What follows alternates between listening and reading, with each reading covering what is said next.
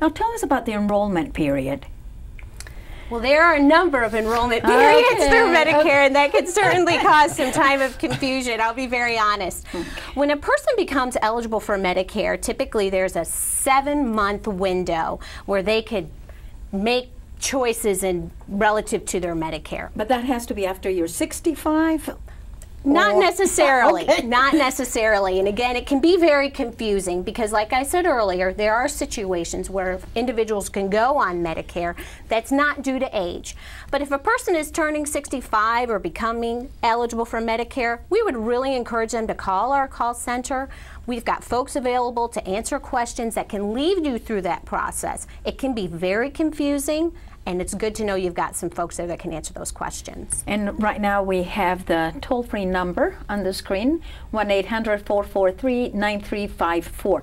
What are the most common questions you usually get?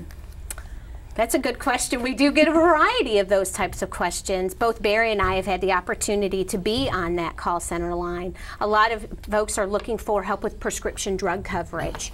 In this day and age with the economy the way it is, a number of people are having a very difficult time in purchasing these prescription drug plans, and there is help available for those folks. Depending on income and asset levels, they can get some help in paying for those co-pays, reducing those costs, and maybe even eliminating the premium for a Medicare prescription drug plan. Okay, now if somebody wants to make a change to their plan, how can they go about that? First of all, you can enroll when you first go on Medicare, and then each year between the 15th of November and the 31st of December, anyone on a Medicare drug plan can change to another plan. It's a very unusual insurance product in that respect. To make the change, it's very important that you consider that there's 47 plans available. The premiums range from $13 to $103 a month, and there's absolutely no reason to thinking that paying more money will necessarily give you more coverage.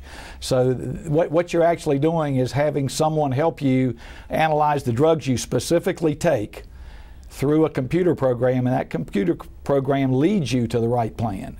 And you need to do this each year because the plans change. The drugs they cover change, the prices you pay for the drugs change, and the premiums for the plans change. So it's very important that you every year check to see if you need to change your drug plan. And I would say that 9 out of 10 people probably end up changing their plans if they check.